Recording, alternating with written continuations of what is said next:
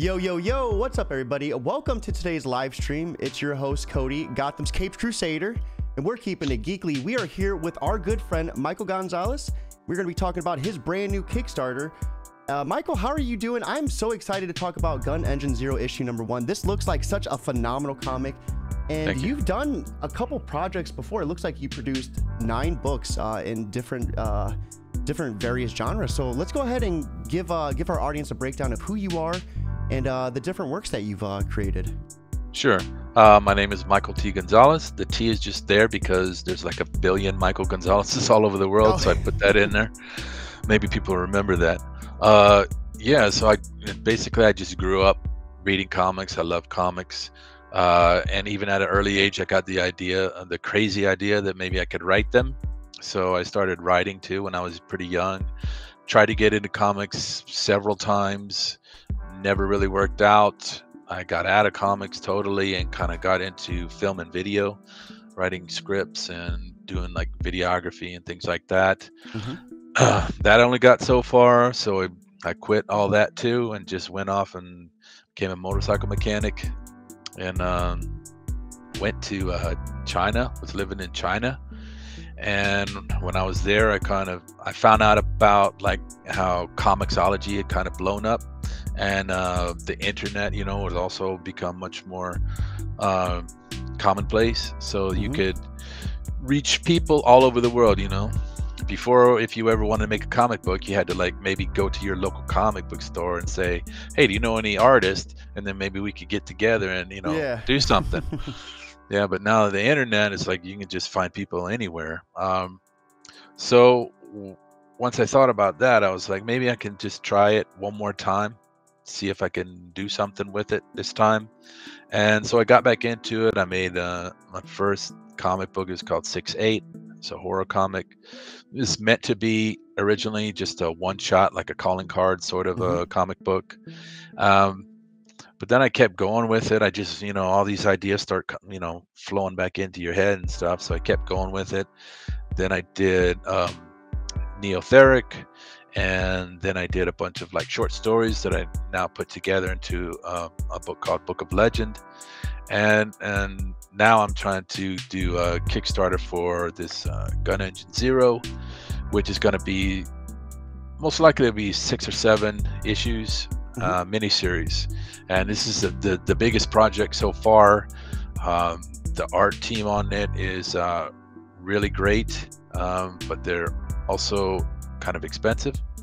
I mean, so the previews that I saw, I was just blown away. And what was shown on the Kickstarter, the art is just phenomenal. I definitely, there was this panel in particular where it looked like a molting rock villain, like just the way the red is done like through the boulder was just gorgeous. Yeah, that's so the line art is done by Ian Wariento, as he's did the line art for the Mighty Mascots, which is from Alterna Comics, that we were talking about before. So if anybody knows that book, and also the color art is done by Anton Bandy, and they were the team that did Mighty Mascots. And so I think they're really excellent. Anton did an amazing job with his colors. He even like fixed some things that I could show you if you wanted to see as an example of. I mean, they're just phenomenal. I think they're perfect for this story. Like the tone of it, the aesthetic that I was going for, it's absolutely perfect. And I just talked to Ian a couple of days ago, and he's like ready to go with this still. So, you know, we're ready to get going with it. So how many of those comics did you create while you were in China? Are you still in China currently, or did you end up moving back? Yeah, we moved back. I got my wife is Chinese. I met my wife when we were there. Then we had a daughter. She was born in Taiwan. And then we moved back to Beijing for a while. And when my daughter was getting older, we were thinking about her going to school. And this public school system in China is really bad. And so most people, if they have money, they'll send their kids to what they call an international school, which is, the cost is basically like if you're going to an Ivy League school. And this is just kindergarten. Yeah, geez. Are you talking like the schooling in China? Like, so I think I've heard about it, like where you have to hit a certain percentage, like of like the top percentile to get a good job. And if you don't hit that top percentile with the test, then you don't get like a good job. Is that what you're talking about? Well, that's part of it. That's one aspect of it. That's one of the many things that are kind of difficult. But the other thing is just the way that they teach. It's very much just rote memorization. It's not really kind of like teaching them how to learn. It's just like, just remember this fact. And if you talk to Chinese people in China, they will tell you this. This is not like me as a foreigner outsider, like criticizing China or whatever. Everybody's well aware of this. But so when we thought about it and talked about it, is like the best thing for our daughter would be just to go back to America. So the public school system here isn't that great either, but it's at least you're not paying like an arm and a leg to get, you know, good education. I get it. Because I was interested on how like creating comics in China was, because that seemed like it would be just a big jump in a hurdle in itself. Well, because at the time I had a job where I kind of just sat around all day doing nothing, so I had a lot of spare time. It's like the guy hired me just because I was a foreigner. At the time, there's a lot of this where it's like, if you have a company and you have a foreigner working for you, it adds like this prestige level to it.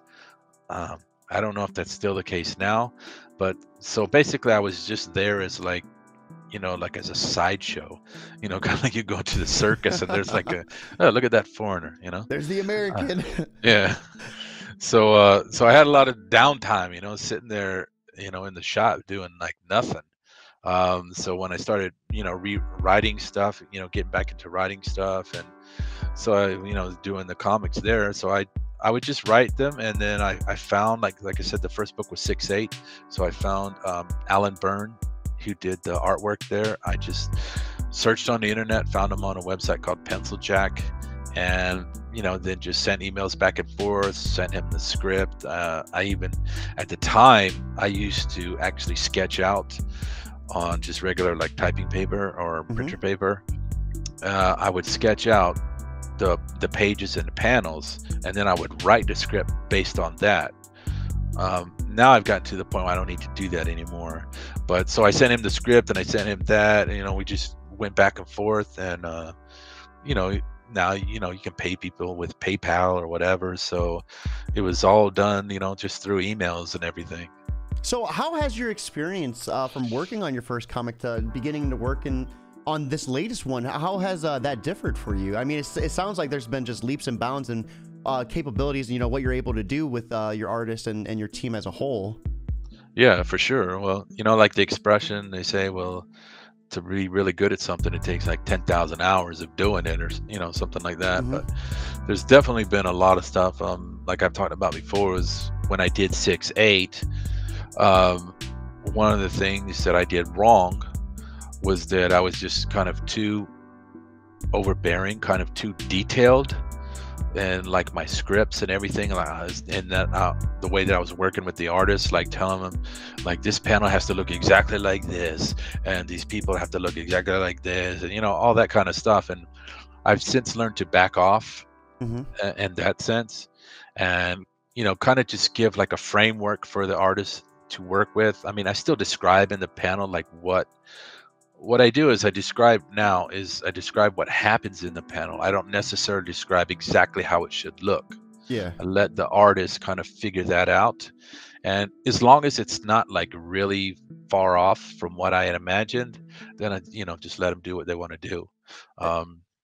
And so sometimes having the artist just have like free reign of their creativity, you know, as long as there's guidelines, you know, helps them produce some of their best work too. Have you seen like a big changes, like in terms of like how the artwork looked for your first one in terms of this, like since you gave them more creative, like, you know, control of what they were doing? Well, since I've worked with like so many different artists on all these different things, I haven't had sort of like a long-term experience with one artist. So if I had that, like if I had kept working with Alan on multiple projects or subsequent projects, I probably would have seen that, yeah. But because I haven't, I don't think I've really experienced that particular thing. It's just been more, I think, of like me trying to back off and just letting them do what they want to do. And yeah, for sure, sometimes they'll come back with stuff that I had never imagined, and it'd be like, oh crap, this is awesome. You know, I didn't think of this. And then, you know, so definitely letting somebody, giving them more freedom, an artist more freedom, I think is definitely beneficial, because then they can come up with their own ideas and they'll interject something that you never may have even thought of. It's just at the end of that, you got, if you're making a comic, you're also acting as the editor and the publisher. So you still have to, at the end of the day, say, okay, is this really correct? Is this really what we want to put out? So it's kind of like two different roles that you have to kind of switch between. You know, you're the writer and you kind of lay the framework, put the blueprint, and then once you get the art back, now you're working as the editor and publisher, and you got to look at it. But yeah, it's definitely kind of a change of thought, or the way that you approach things. Yeah. So let's go ahead and start diving into GunEngine Zero. What was you know, what broke you from doing what you previously worked on, such as like horror comics and everything like that, to doing something that was based in 1985? I love the vibe. I love the feel of it. Stuff like that has always been something that I favored as well. I know we see that we have Rom, Ultraman, and Power Rangers as some of the inspirations, but you know, for Gunny himself, or itself, you know, what was some of your driving factors in that? Well, for sure, like 6'8" Neotheric is very adult. So so I wanted to do something that was more like that I could share with my kids, because I have, you know, 2 young kids, and I'm thinking about something that could be a little bit more mainstream. So, and I've always had some of the ideas, like the kernel of ideas that are in GunEngine Zero. I've had them for a long time. I just was never able to kind of like put them together until I come up with this idea. So basically what it started off is with Rom. And when I was a kid, I had read Rom, and I thought that was like a really cool comic. I thought he looked really cool, and I still remembered him. And when I was trying to think about things I can write or try to break into the industry, I had read about Mark Millar, or Miller, I don't know how you pronounce his last name. He did, you know, Kick-Ass and all the other stuff like that. On his website, he was talking about how, like, when he tried to break into Marvel, what he did is he took like these characters that Marvel had that they weren't using. So like these B-list, C-list, D-list characters. And he figured, like, if I can come up with a cool idea to propose to Marvel with these characters that they're not using, maybe they'll publish it. You know, maybe that's a way that I can get my foot in the door. So I thought that was a good idea. I was like, maybe I could try that. So I just started thinking back, like, what kind of characters that I like that maybe I could come with an idea with. And Rom was one of them. And this is before I knew that I think IDW had rebooted Rom. So I was like, so I found like the old issues of Rom and reread them and see, like, you know, to refresh my memory about like what the character was and everything. And then so I came up with some ideas, like what I would do if I rebooted the character. And but then the more I got thinking about it, it's like, you know, Marvel's never gonna hire me to do anything. It's like, why am I pursuing this route? It's like, why do I even need to do this? So, because originally that was like my focus, you know, I was just making stuff to like submit to publishers and say, oh, maybe one day, you know, oh, help me, they'll do something for me, you know. It's like, and then I got there, and it's like, why do I need this? Why do I need anybody? I just publish it myself. So in that line of thinking, then I said, well, what can I do with this idea that I've come up with, Ron? I mean, I think I like the idea that I came up with, but can I, you know, do something with it to make it my own character? And so that's what I did. And this has taken, like maybe 5 years with this character. There's so many different iterations about figuring out how to make this a unique character and something that'll stand on its own. And even though it has that, foundation of, like all those things from the 70s and 80s, the sci-fi superheroes and stuff like that, it's become something much more, and something a lot different and unique, and something, with a modern twist to it. So we find a lot of crazy things happening though within this book. I mean, everything that you said is just it's right here in the writing. There's an ancient intergalactic war happening, and set in the last days of the 1985. Everything is just set in the prime. What is Gunny's purpose on Earth? He's such an outstanding design. I love his character design and just the way that he looks.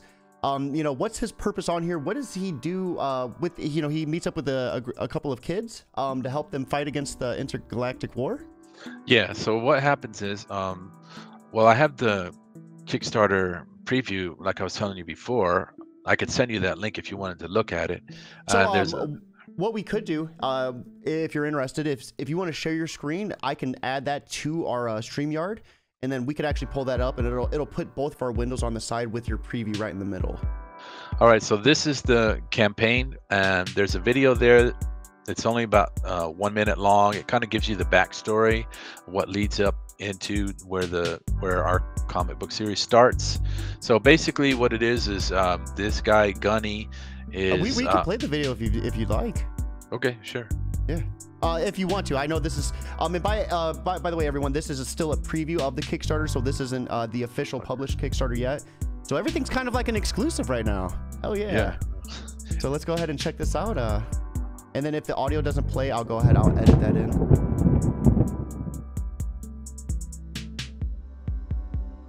In the beginning, there was balance, order within chaos. But then came the Vrak, an insidious horde so vast they blotted out the stars, sweeping across the galaxy, overwhelming all they encountered. They were an unstoppable force, until they met an immovable object. A race of defiant humanoids known as the Abeld. Their endless war ravaged entire galaxies. Billions died. In one last desperate push for victory, the Abeld created a sentient weapon fueled by a terrific energy. Its singular purpose was to annihilate the Vrak from every corner of the universe at all costs. It was called GunEngine Zero.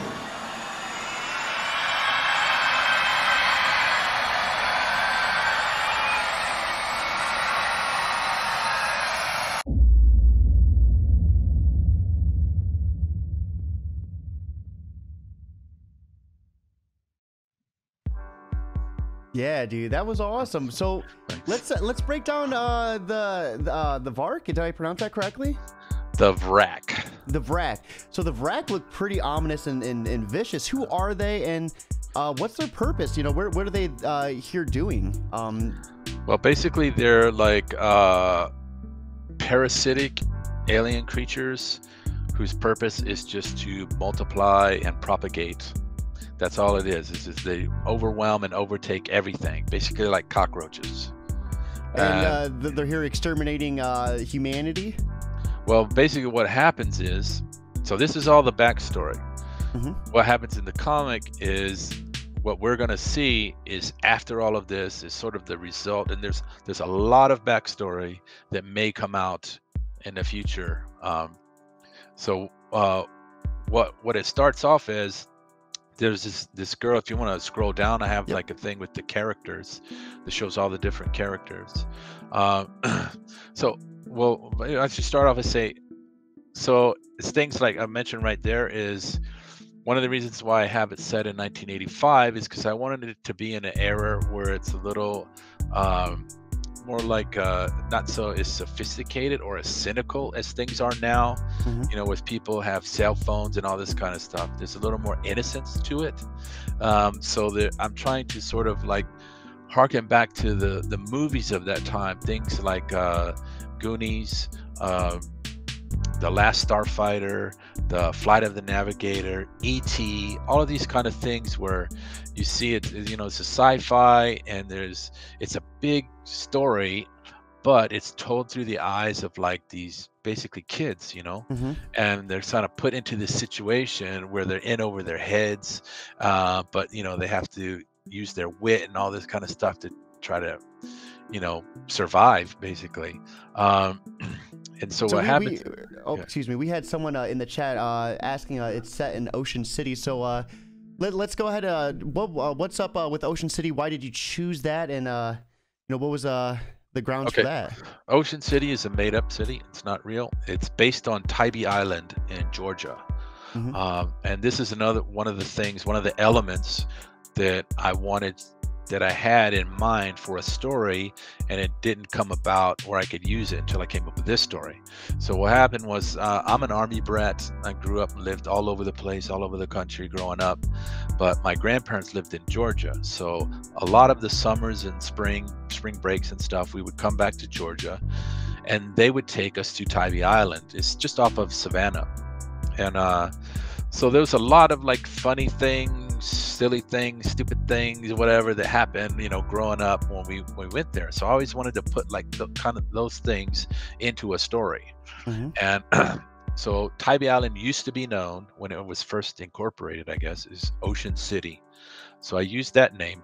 So the town in here is based on Tybee Island. If anybody knows, they've got a pretty famous lighthouse and a water tower and this big pier and all this kind of stuff. That'll all be in this story, but I didn't want to just call it Tybee Island, so I didn't know if maybe I could do that or not. So I just called it Ocean City.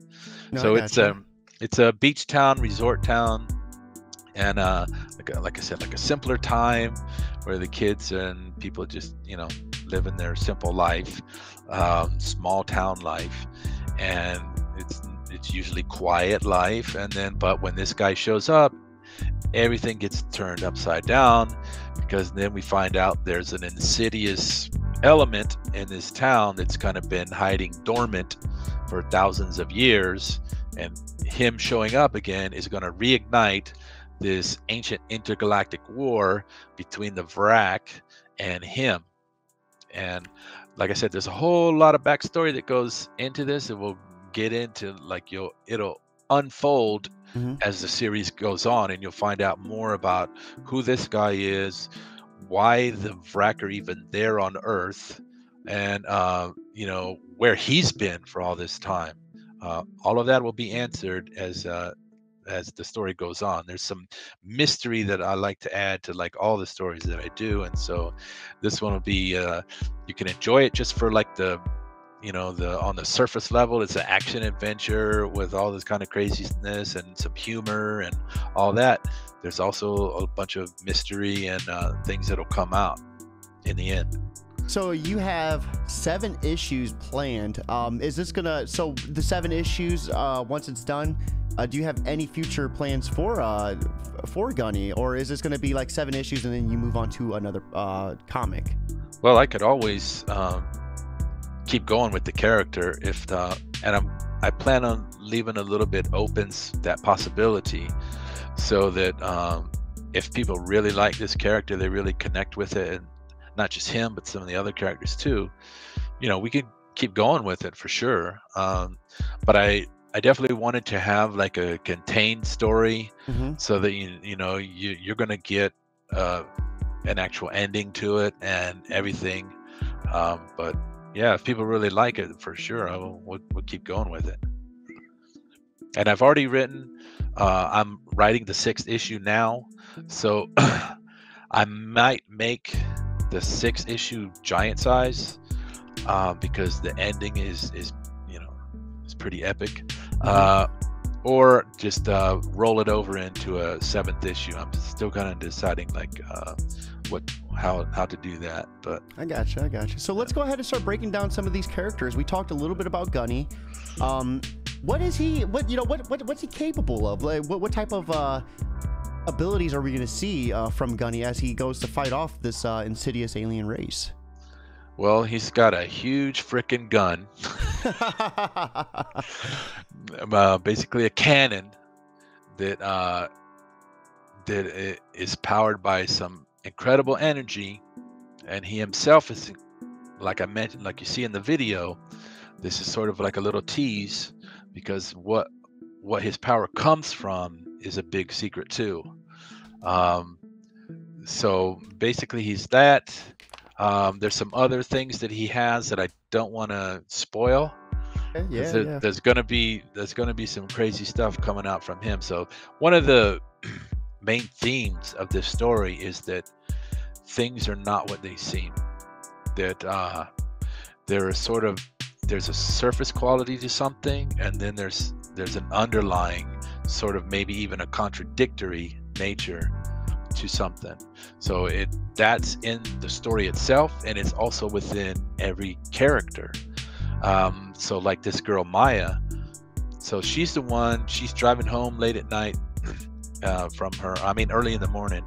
She has like she works like graveyard shift at a restaurant. She's coming home and she runs into Gunny, and so that's how the two of them meet. And she's kind of like presents herself kind of like as a good girl. She works. She just graduated high school. She seems like responsible and all that kind of stuff. But then when we see her, when she gets off work, she lets all her hair down. She opens up her shirt. She's smoking. Party girl, let's go. Yeah. So there's again, there's like a contradictory sort of nature to her, and she has like, when she sees Gunny, she's like automatically goes into this fantasy where he's like this white knight from outer space come to save us and all this kind of stuff. And there's a reason why that she has that sort of fantasy, and again, that'll come out in the story. So then we go to like the sheriff. He's the sheriff of the town. He's kind of like a John Wayne, Clint Eastwood sort of type. And again, there's a bunch of things with him that aren't what they seem, and there's going to be several twists involving that character. And then Harrison is Maya's friend. They grew up together. He's like had a lifelong crush on her, but she's just not interested. She just, he's in the friend zone.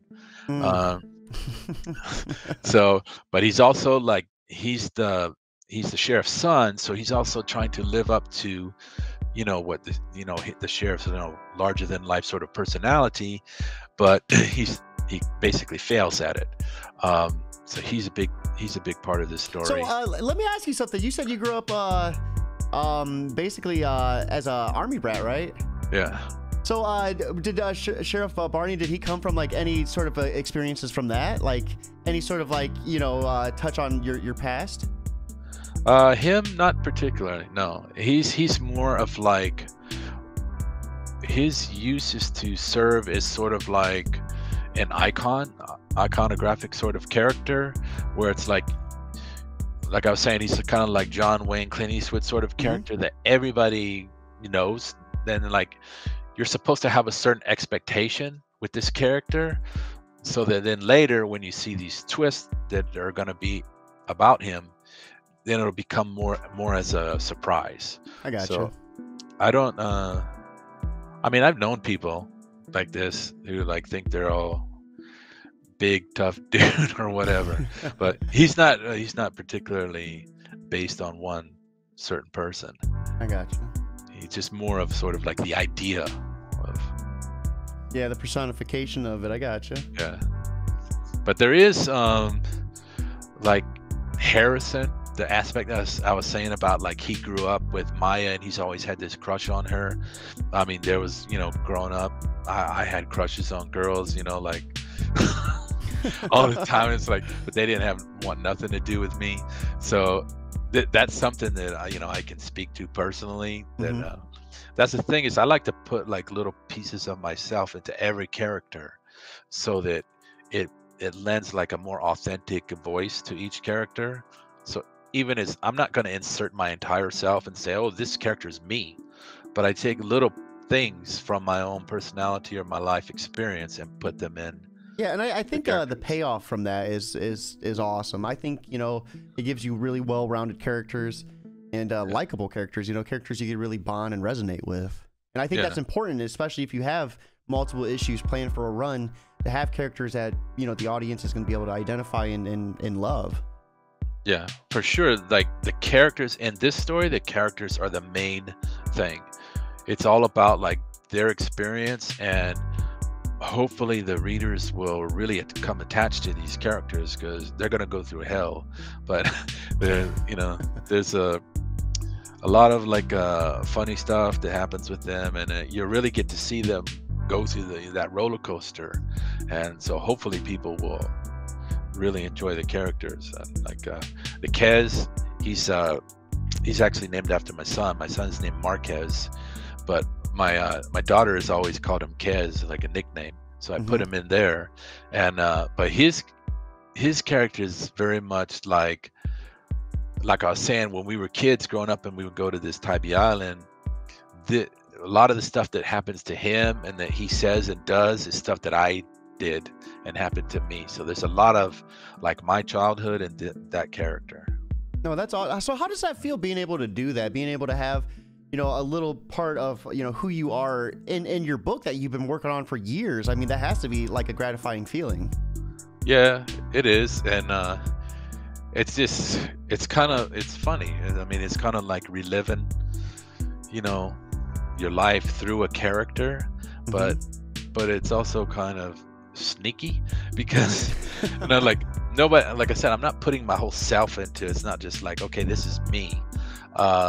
So it's like I'm interjecting these little things, but nobody's gonna know unless they watch this. but most people, you know, they'll read it and then just, oh, that's, you know, it's a funny character or whatever. They won't really know, but I know. Yeah. So that's kind of a funny aspect to it. Yeah, it's almost like reliving. And like, I know when I read this, when it's done and I read this, I say, oh yeah, that, you know, that's me, that happened to me, and all this kind of stuff. And it's like reliving the moment. So it is kind of strange and funny at the same time. Oh, that's awesome. Like we were talking about earlier, I've never been one who's ever been able to really, I guess, form my own type of comic. So I wouldn't know what that feeling is, but what I envision, I mean, it would be awesome, like just kind of reliving that in your own type of manner. And like you said, the reader will never be any wiser to it. It's your own like little joke within the comic. Yeah. But I think it's important to, because you know, it's important to me. Like I was saying, like my daughter makes her own mini comics, and when I'm talking to her, is about the main thing is, when you tell your story, when you're making this book and you want to give this to other people, is the characters. You know, they gotta like care about the characters. And for me, one of the ways to do that, or maybe even the only way to do that, is you have to be able to put real things into the characters, like things that have really happened to you, or your real emotions and feelings, experiences, all that.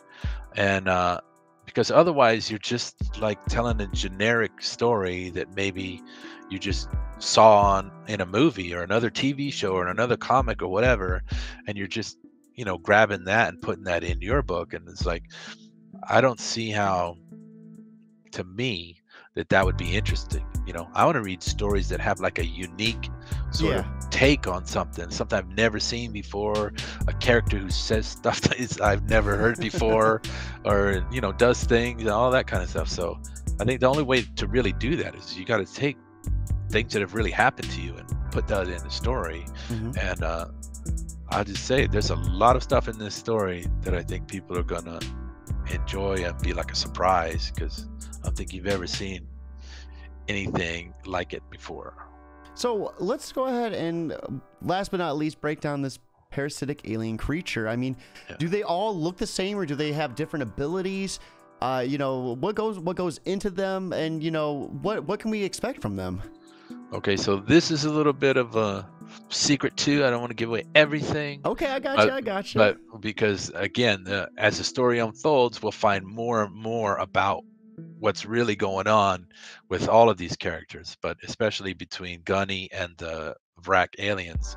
But basically what it is like I say, they're parasitic alien creatures.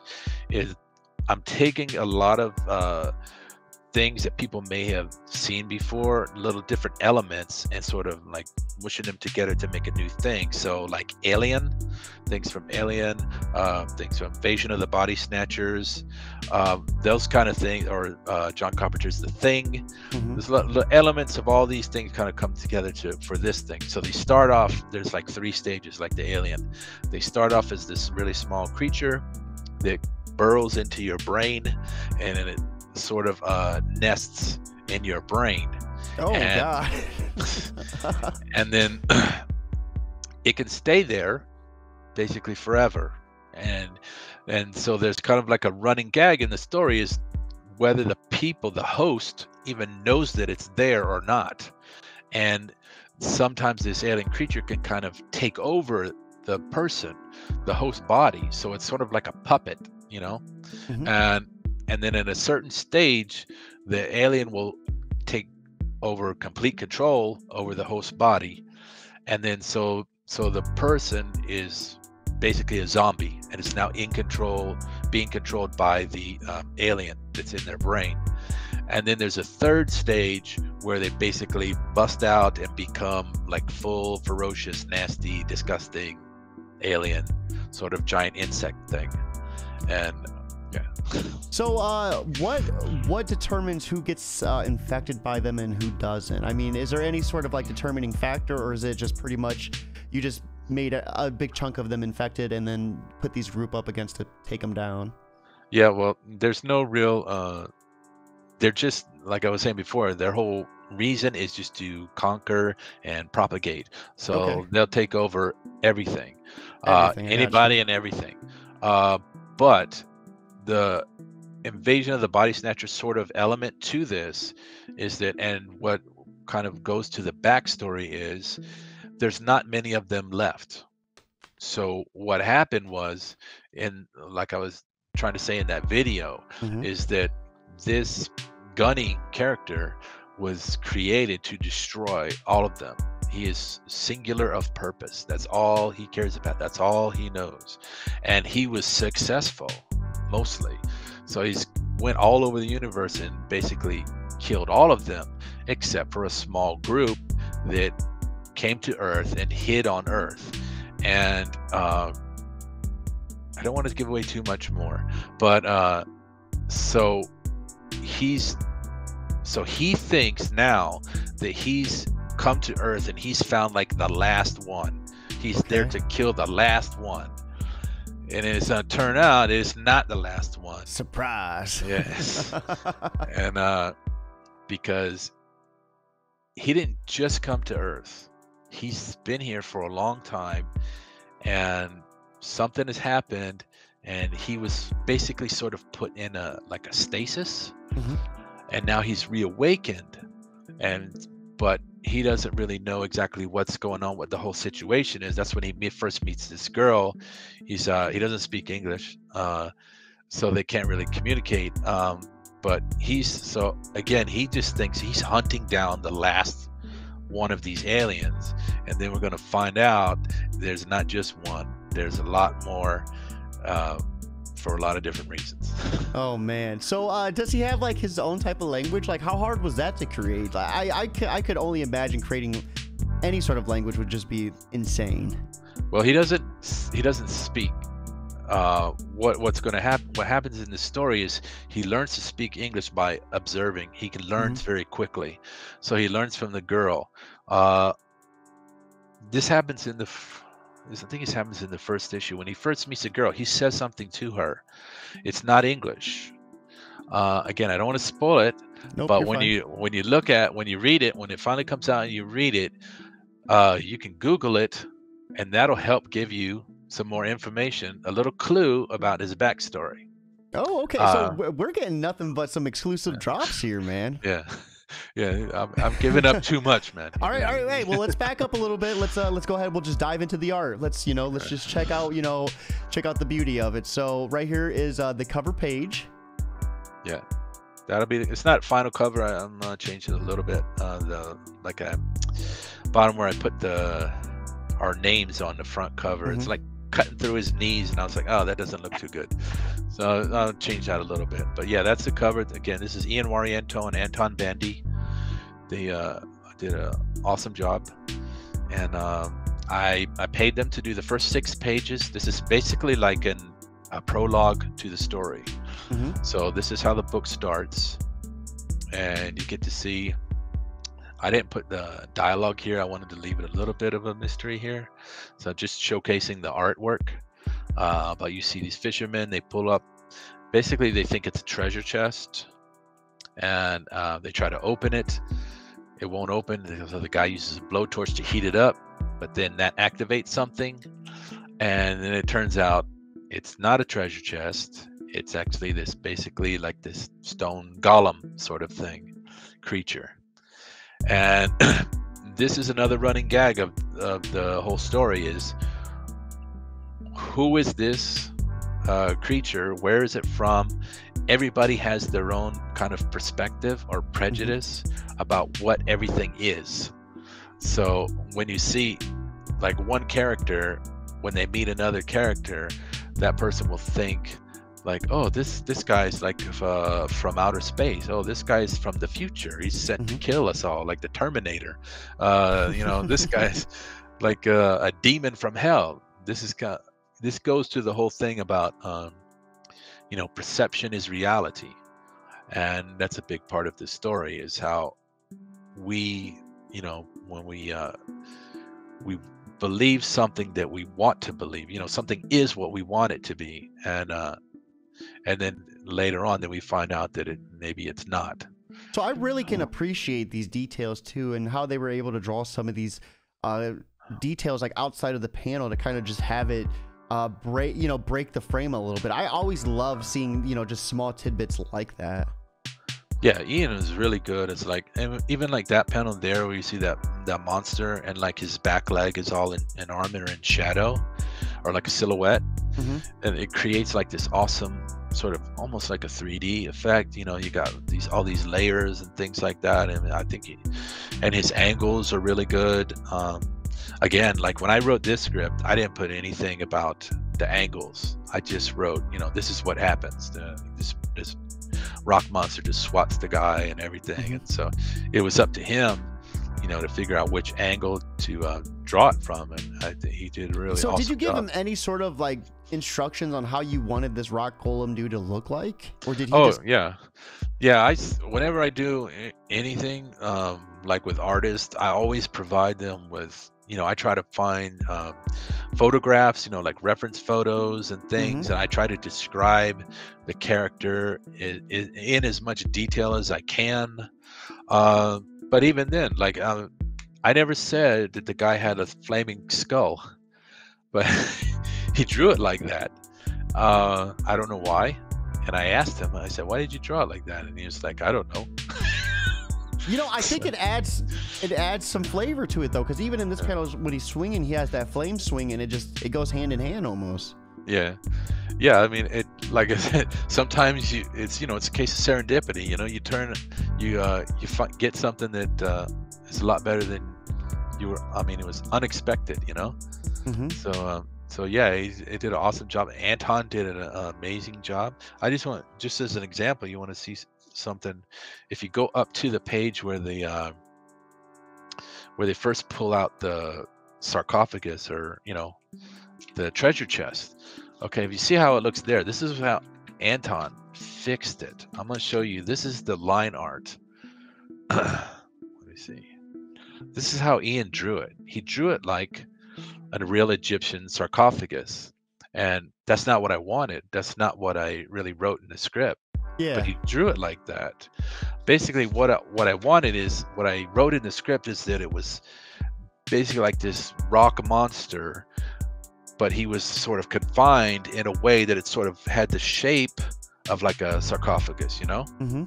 So that's why he drew it like that. But then I told Anton, I said, well, it's not supposed to really look like that. Can you just, you know, add, like, it's supposed to have like seaweed and barnacles and all this kind of stuff. It's just supposed to look like a box, basically. And so he fixed it and he did it like that, and I was like, holy shit, man, that's awesome. So is this world like prone to facing enemies of this nature, or is this like the first time that in this universe outbreaks have started happening? No, this is the first time.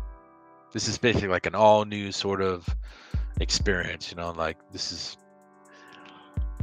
basically like our world as it is. And if something like this happened, how would people react to it? I mean, people have heard about the whole idea of aliens. People have heard about, demons or whatever, all these sort of myths and legends and things like that. People are aware of, but it's never actually happened before.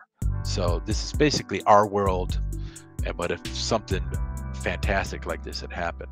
Yeah. Usually, like, human nature, we see something crazy, we ooga dooga it a couple times, and if it doesn't attack us, we're good. And it seems like these guys have the same philosophy, throwing the crowbar, trying to hit it with a shotgun. And this thing just seems unstoppable, and it's a nice little cliffhanger because that's right where it leaves off. So let's go ahead. Do you want to start breaking down the different funding tiers and everything? Sure.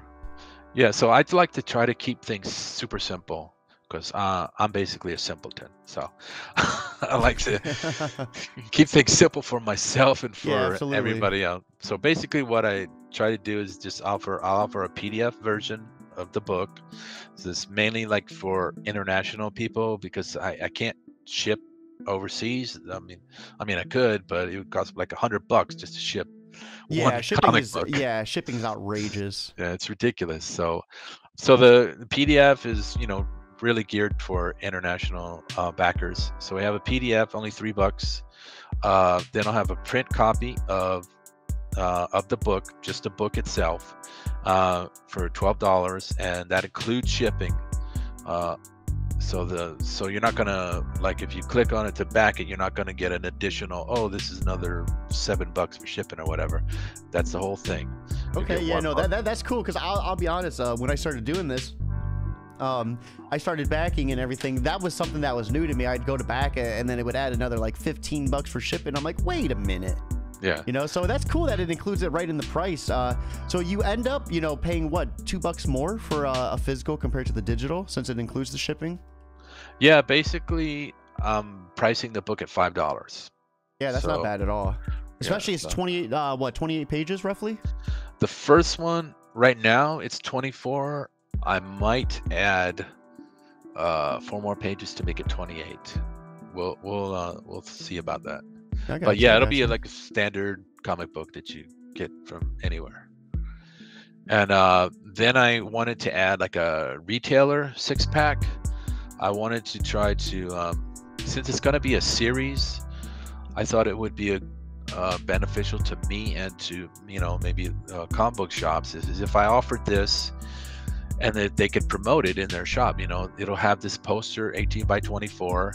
This is exclusive artwork by JC Grande. It's only for this poster, and it'll come folded with the books, just like you would get from Marvel or DC, that kind of thing. You hang up on a wall, and that'll be discounted there too.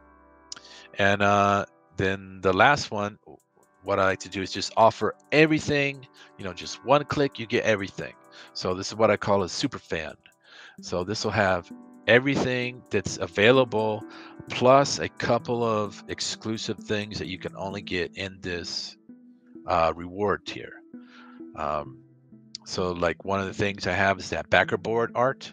I have it here, right here. So this is just the backer board that'll comes with a book.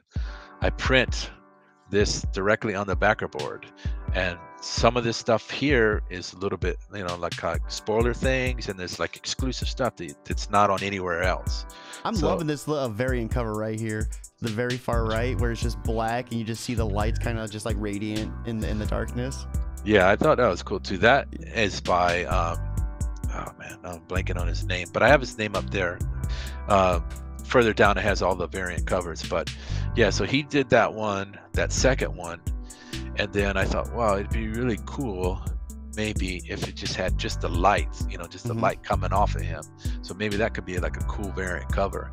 And so that one will be a virgin cover. There's nothing on it except for the artwork.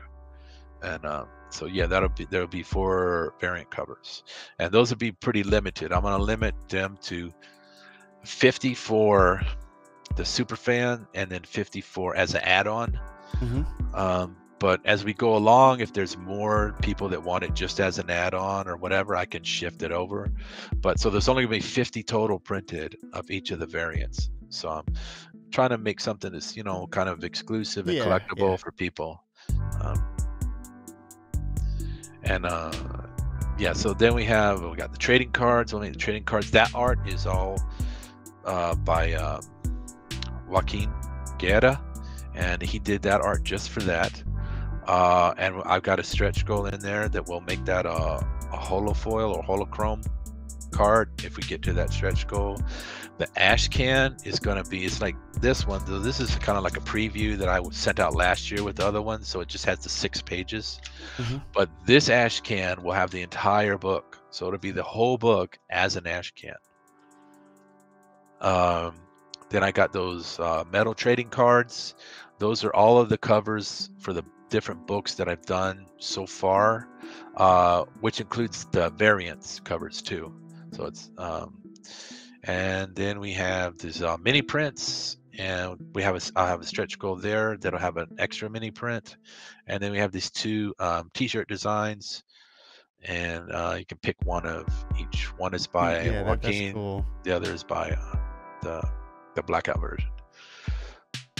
And yeah, so those are the variant covers.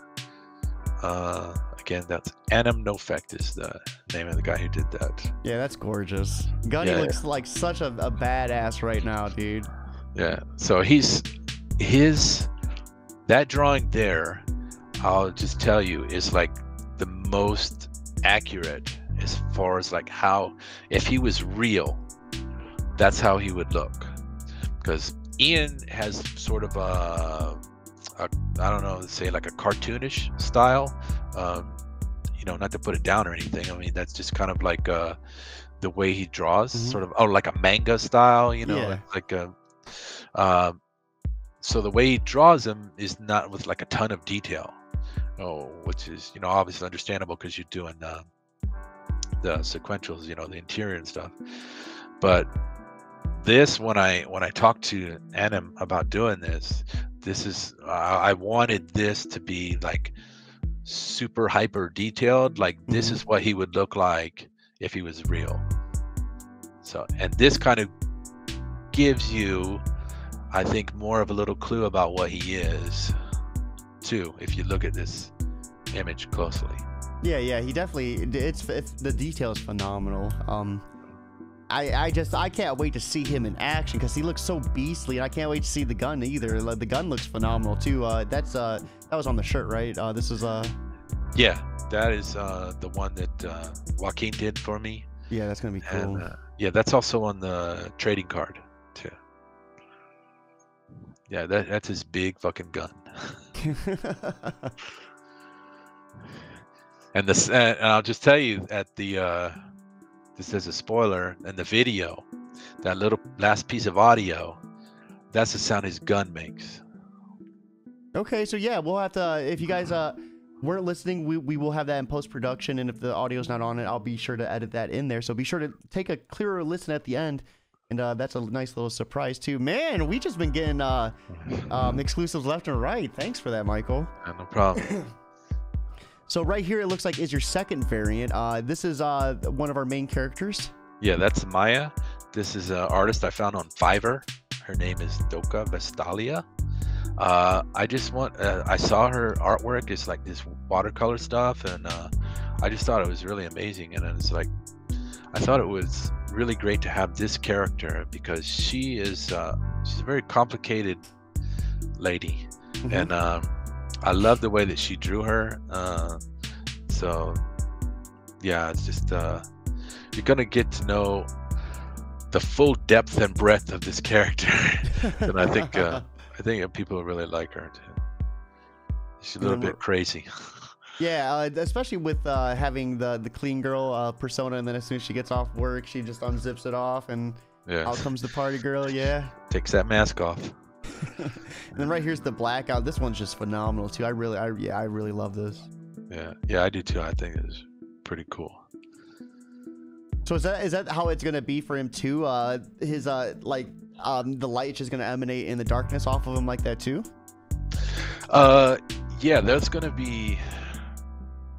Well, we'll have to talk to Ian about this. There's gonna be moments, yeah, where because most of the story actually takes place at night, I think. So we'll have moments like this, and he has. There's also a special ability that he has related to this, about the light sort of coming from him. Basically, he can go into like stealth mode. So we'll kind of see that too. Dude, yeah, that's awesome. I can't wait for this, man. Gunny just seems like, you were talking about it earlier. I think you really did create something that is its own brand, its own, like, you know, its own character.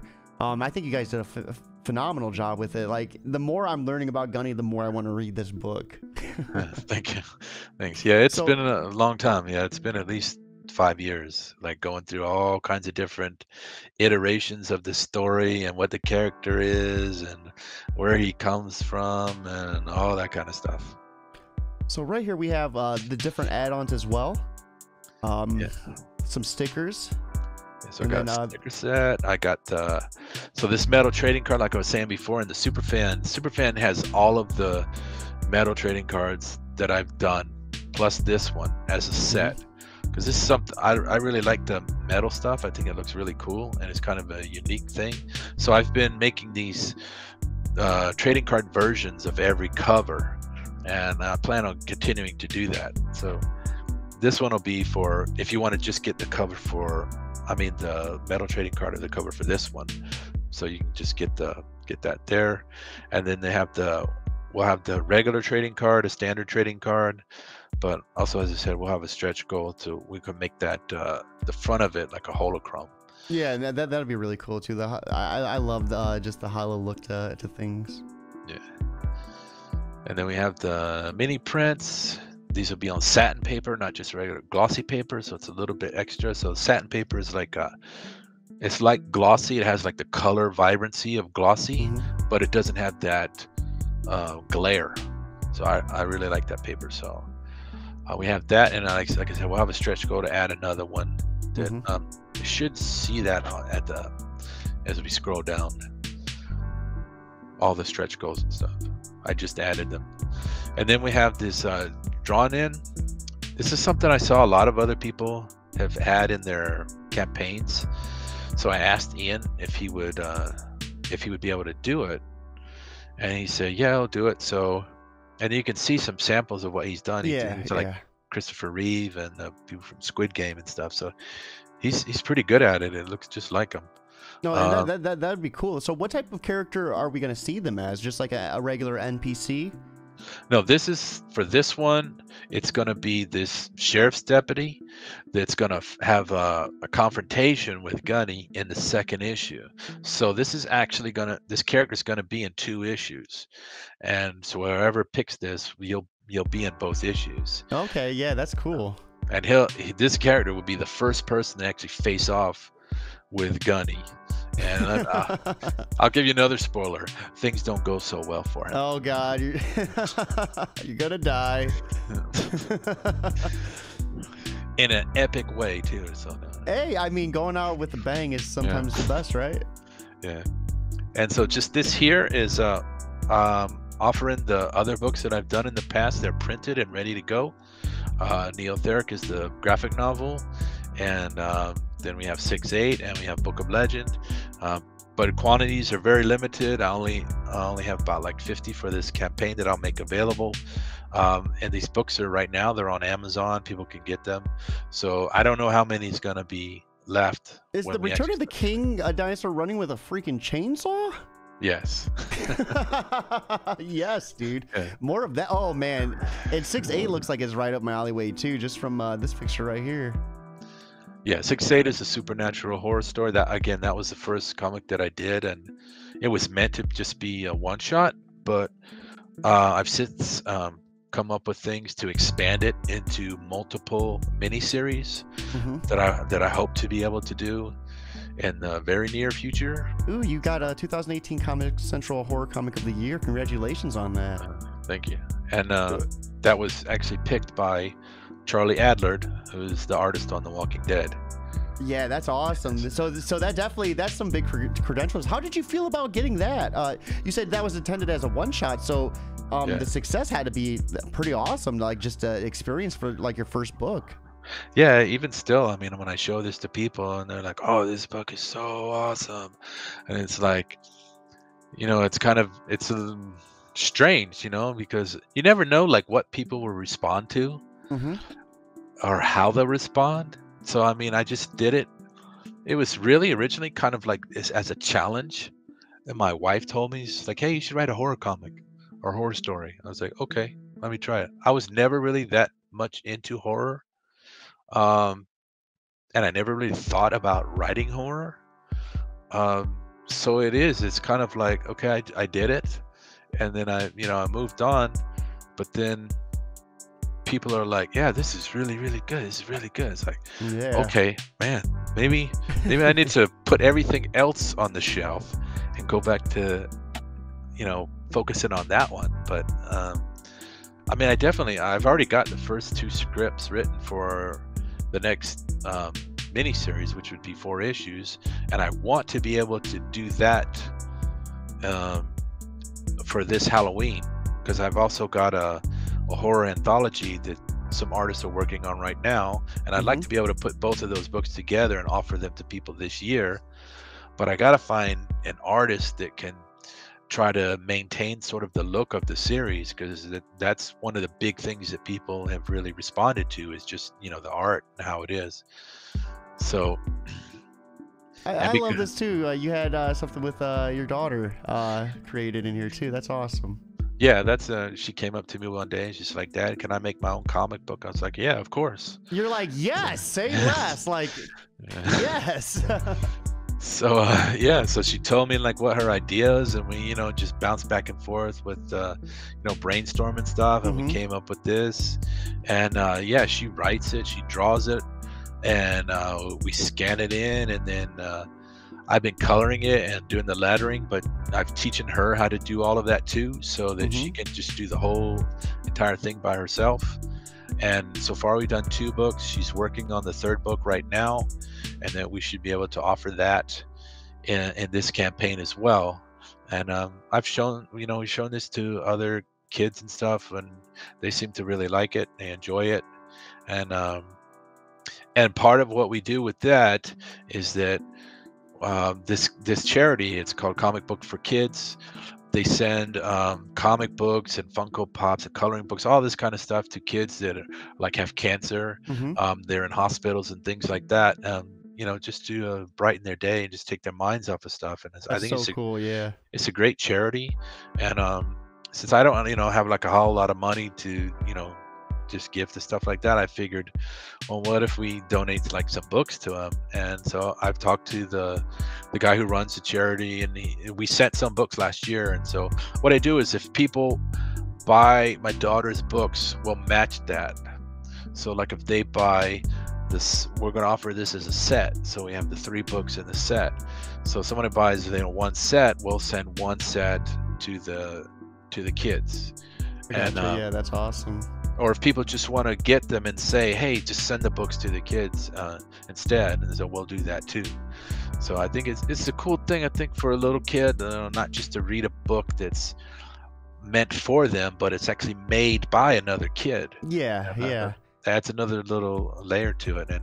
And we also make like these little Pokemon style cards that kind of go with the story, and so each book will have that one of the cards. No, I gotcha.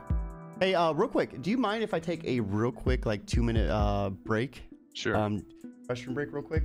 We're about hour 14, so we're gonna finish up your stretch goals, and then we're gonna talk maybe another, I'd say, 10-15 minutes after that. But we'll be wrapping it up here real soon. Sure. So we're gonna just put on some easy listening, non-copyright music. All right. Man, I'm excited for this though. So you said. We'll save that part for the talk, but you said you're planning on going live with this later on this month?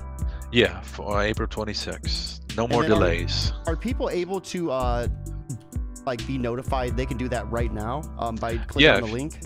Yeah, if you go like up there, you see where it says notify me on launch on that preview version, but also just the basic pre-launch version.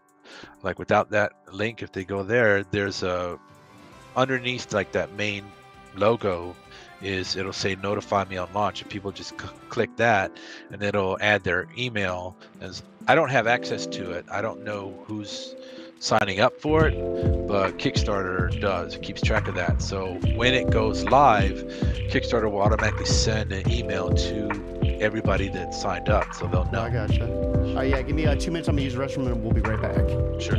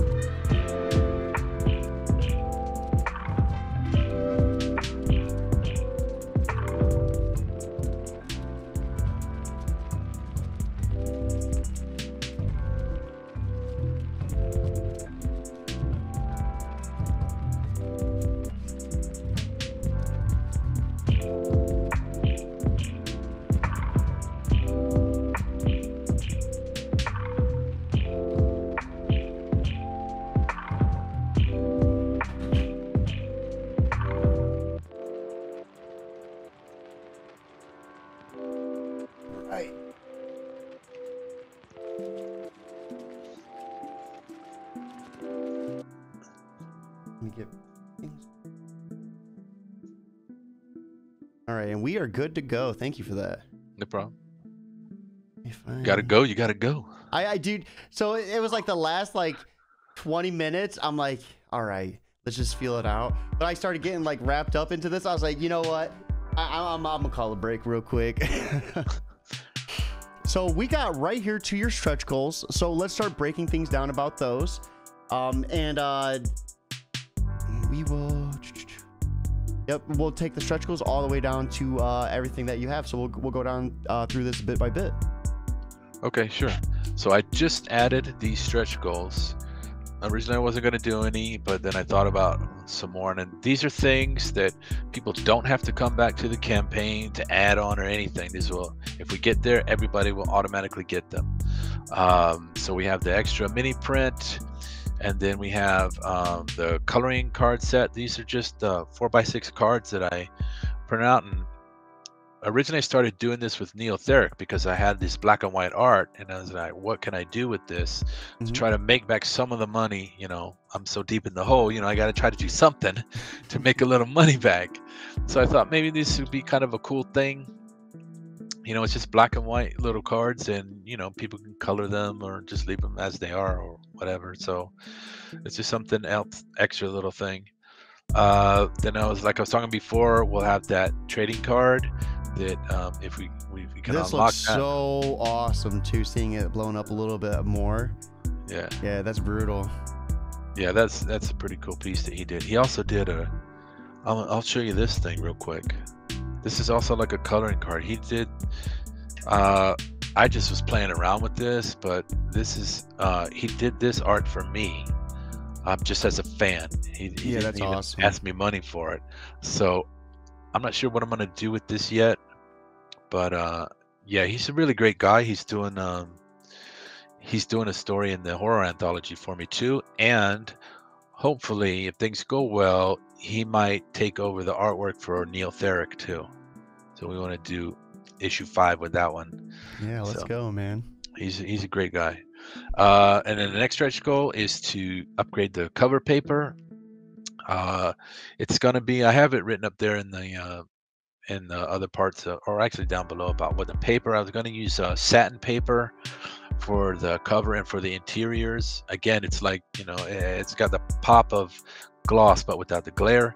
Yeah. But I wanted to, if we get to this, I upgrade the cover to the gloss, because I think because this will be a little bit thicker for the cover. I think it may be better because it'll keep it from not bending or anything like that. It'll be a little sturdier for the cover. So that will be that. And then one thing I thought of, the last stretch goal, is to have what I call an after party. It's something like I'll create a live stream, private live stream for all of the backers, and it's sort of like an AMA where we could all get together and then people could talk about it, give their thoughts about it, and then they could maybe give some spoilers for what's going to happen in the future. That's show awesome. some artwork and stuff like that. So just for the backers and things. And there may be some other stretch goals I can add too, but we'll see about that. And having stretch goals, just for having them, I've talked to plenty of people who didn't think they were going to meet their goal and wish they would have had one. So having it just to be ready for it, I think is already a good start.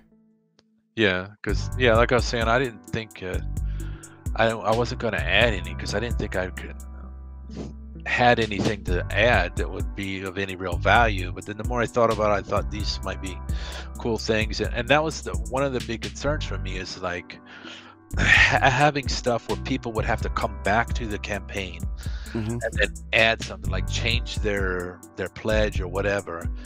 I think that might turn off some people, but like, I don't want to. And the return, the return of people coming back. I know for me, as someone who backs campaigns, like, I would forget.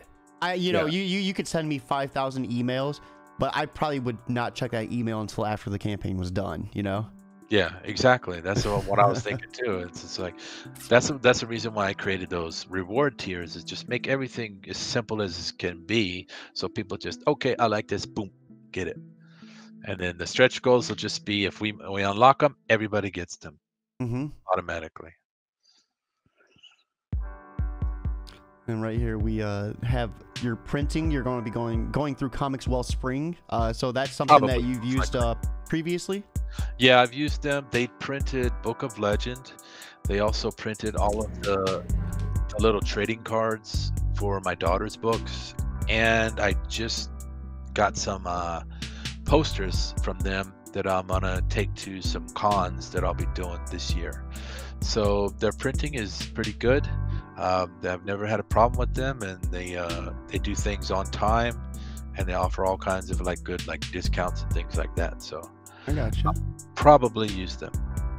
So we have the fulfillment part. So you got 18 pages left with 2 months to complete, 2 to 3 months. So let's say funding doesn't happen.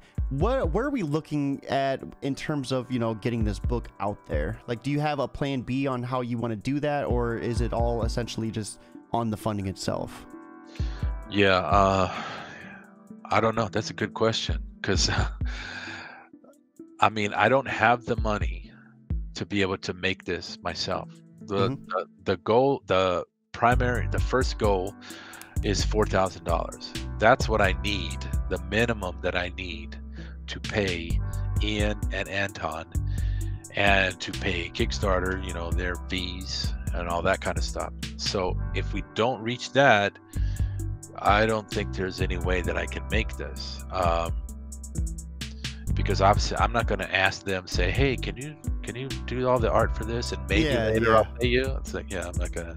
They wouldn't do it, and I wouldn't ask them to do that. So I don't know. It may be something where that if it doesn't fund, that maybe I'll just have to save up money somehow, and just over time, maybe a year, 2 years from now, just get the first issue done, and then try to put that out and try it again. And at least having the issue done might get more people to be willing to back it or something. So, And if that ever did happen, I'm sure that like maybe a group buy, get people who did show interest and backed you on Kickstarter, could always probably reach out to them and be like, hey, let's get this going on a different venue. But that's always a question I like to ask, because that's always a possibility. But Kickstarter does give you the money back if it doesn't go through, so it's not like you're not financially at risk. So yeah, that's awesome. Let's go ahead and break down Rainy Road Media as well. So that's your own little creation as well. Yeah, Rainy Road is my publishing company or whatever. It's just I had to come up with something, so I just put that there to make it look more professional, look like actually know what I'm doing. So yeah, Rainy Road, it's actually the name of the road that my grandparents' house was on. And so that's kind of like I was saying, I was an army brat, so I didn't really have a home, and that's kind of like what I considered my home. So when I was coming up with the name, and I used that one, and it's sort of evocative. It kind of makes you think of, or makes me think of, like being on, you're forging your own road, you're kind of doing things yourself, and that's kind of what the path I'm on right now is. Just I'm just kind of doing stuff, trying to make something happen. And that's all, and I love the meaning behind it. You're right. When I seen the Rainy Roads, I was like, okay, he has his own thing, that it does give you that sense of that you're out there doing the thing, and to hear where it came from, that makes it so much more personal.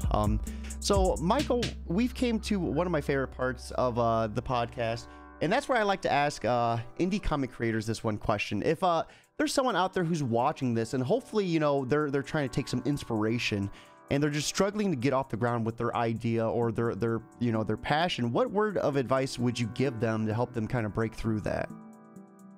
Well, you just got to keep at it. It's a job, just like any job. Like any job, you just got to get up and do it. And I can tell you, I gave up many times, and I thought, well, this is never going to happen, so just forget it. But I always came back to it, because I guess it's just something that I really, really, really, really, really, really, really want to do. And so if you really want to do something, you just got to do it. It's like people who want to be musicians or whatever, they don't just sit around saying, I want to be a musician. They start strumming on a guitar or banging on a drum. You just gotta do it. So try to study as much as you can, learn from other people, learn from just grabbing a comic book, but there's all kinds of books you can read about, not just comic books, but how to write, or books about how to draw. I mean, if you want to be an artist, you just got to practice drawing. So what they say, Nike says, just do it. Hey, and you're 100% right on that. Like, you gotta do it, because regardless of what happens, the first thing that you do might not be the best, but then you learn from that, you make it better on the second time, you make it better the third time, so forth and so forth, until you get to where you want to go. Yeah, some awesome words of advice there. Big shout out, guys. Once again, we are here with Michael T. Gonzalez, breaking down GunEngine Zero issue number 1, the one and the only. Yeah, I really appreciate it, man. Thank you for hopping on. Everyone in the audience, I hope you guys have a fantastic Thursday. And most importantly, guys, keep it geekly. So I'm gonna go ahead and end this, bro.